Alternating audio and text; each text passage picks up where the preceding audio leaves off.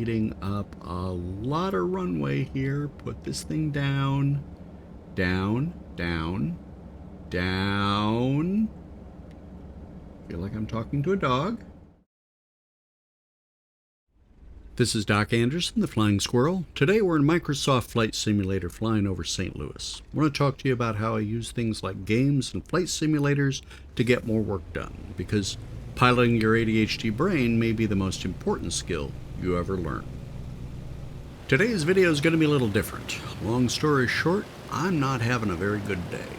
Why I'm not having a good day is not important. Let's just say I've had some things happen this morning that pushed all my negativity, fear, and insecurity buttons, and my irrational lizard brain is way more in control than my rational thinking brain right now, so I'm not my best self at the moment.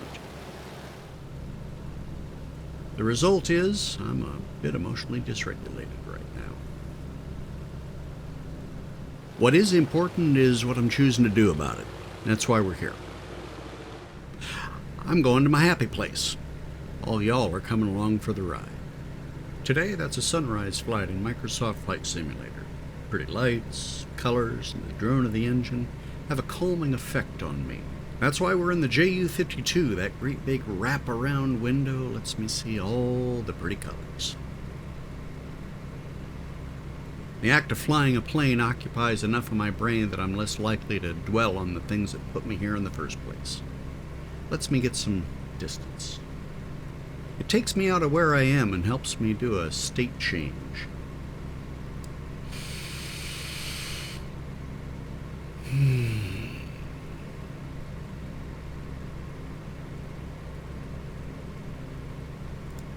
So, emotional dysregulation. With ADHD, emotional dysregulation can be a very real thing. Typically, that's when we have an emotional response that is out of proportion to the thing that caused it, like when we overreact to really small things. And ADHD can often be a real feelings-forward experience. Often we have to figure out how we feel about something before we can even begin to know what we think about it. For me, one of the warning signs that I'm dealing from a feeling place rather than a thinking place is when I ruminate. When I can't let go of something, and I catch myself doing things like rehearsing conversations I'll never have, or better yet, rehearsing conversations I had decades ago, as though I could somehow change them now, right? It spins us up. We basically become kind of a time bomb, waiting for something or someone to cross our path, and when they do, we go off. Boom.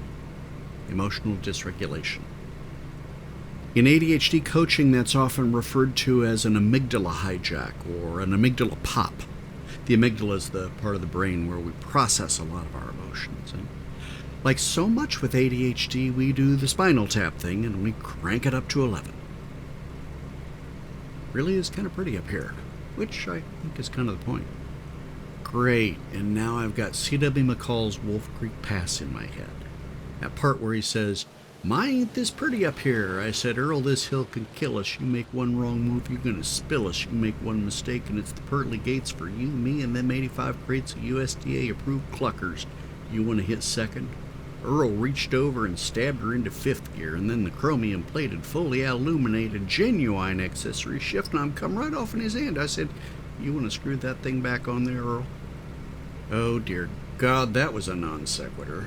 But I think it's a pretty on-point illustration now that I think about it, because that's what happens with emotional dysregulation. It really increases the chances that everything's going to go from bad to worse, and yes, I wore that record out when I was a kid.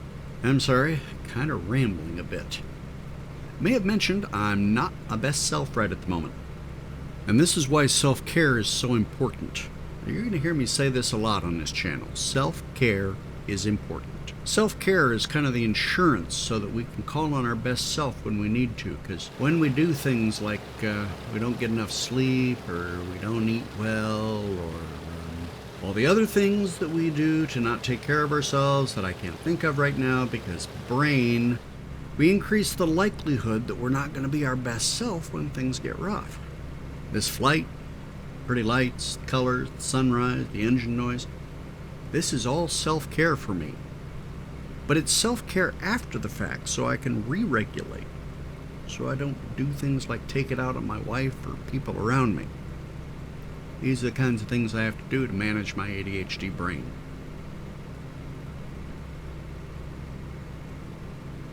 There's a lot of things you can do when you're not your best. Things to change your brain state. Food, rest, exercise. Do something to fill your gas tank. Do something to stimulate your brain. Music, for instance. I read somewhere it's been shown that music is the fastest way to change your brain state. I have playlists to help put me in certain moods or in a particular frame of mind. State change. Verbal processing. Talking out your feelings can help. Even if it's just to yourself, or in this case, to a YouTube audience that you can't see. Creating that emotional distance so you're not in such a reactive state.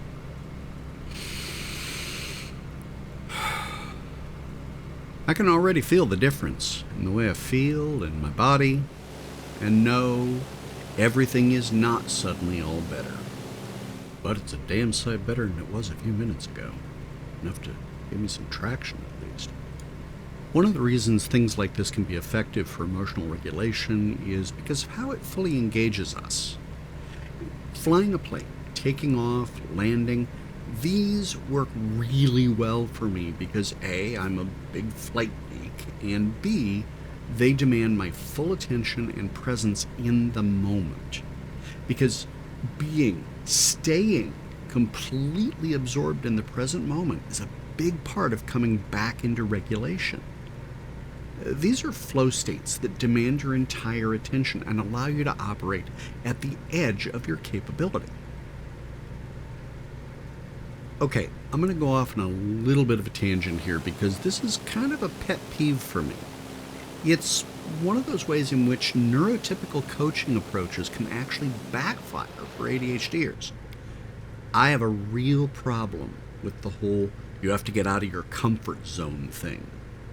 For ADHDers, that can be a really short trip to the fight, flight, or freeze response, resulting in emotional dysregulation, avoidance, overwhelm, all kinds of bad stuff. When we are out of our comfort zone, we risk being at the mercy of our non-thinking lizard brain. So by definition, we cannot be our best self. I maintain we do our best learning at the edge of our comfort zone. Think of the last time you had a transformational learning experience. Did it happen when you were completely outside your comfort zone and reactive, or did it happen in a space that was both appropriately challenging and sufficiently safe, allowing you to be fully present and integrate the experience? So all of this is to say an effective flow activity needs to be hard enough to challenge us, but not so hard that it frustrates us. So when I need a state change activity, I choose an easy plane to fly. The 152 or the 172 Cessna, the trainers. The Youngers, the JU-52 here, is a dream to fly. It's like a glider with engines. It's amazing. On the other hand, if I really want a challenge, I'm going to grab the Spitfire or the Corsair. And those are a blast to fly, but landing them is still a disaster buckle. And speaking of disaster buckle, I am coming in way too high and way too fast, and this is going to be interesting. Like I said, this is a glider with engines, and it doesn't want to stay on the ground. It wants to fly. I am floating halfway down the runway. We're eating up a lot of runway here. Put this thing down. Down, down, down. Feel like I'm talking to a dog. Yeah, okay, now I'm porpoising. Oh, this is just... Okay, There we go. I think we're down. I think we're, yes. Nope, we're... now we're down.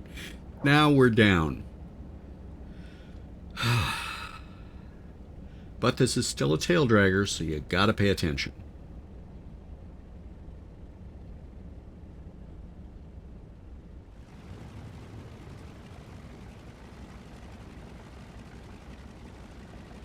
This is such a cool plane. It is absolutely gorgeous. I feel like I'm flying off to some Indiana Jones adventure. Just beautiful.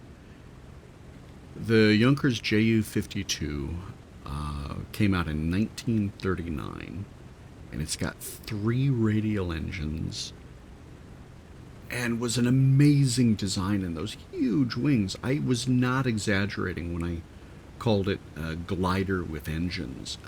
The lift on this thing is amazing. If it's empty, it gets up in the air in no time, and it can hold an amazing amount and still get airborne, which is why it was very, very popular. And that's also why the Germans used it in World War II so extensively as a troop transport and other roles.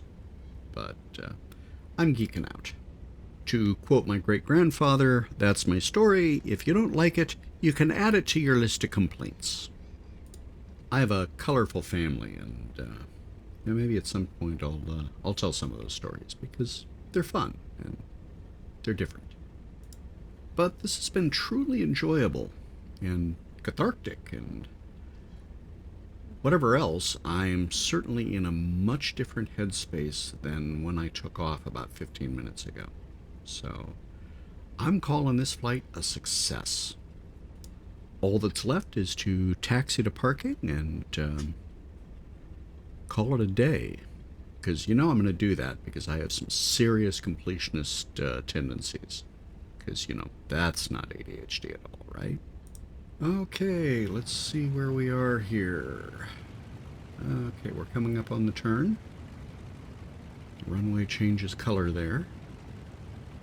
And this particular route takes me around the other runway so that I don't have to stop and start crossing the active runway, because that's like a bad thing. But this end of the airport is also way busier, and right up there it is, my nemesis, the fuel truck. Oh, and he brought a friend. Check out my first video that I recorded a couple of weeks ago, because we had fun with a fuel truck in that one, and by fun I mean that other thing. But thanks so much for coming along. If this has been helpful for you, let me know by clicking the like button. And subscribe so I'm not just talking into the void. It'll also make a difference because it'll train the algorithm to show this kind of content to others who need it. And it'll help me grow my channel. And if you want to be notified when I create new silliness, ring the bell, because our ADHD goldfish brains often forget, and you can't forget what you don't have to remember in the first place. But I want to hear from you. How do you deal with emotional dysregulation? What kinds of things could help you re-regulate? What kinds of self-care help you become your best self? Let me know in the comments below.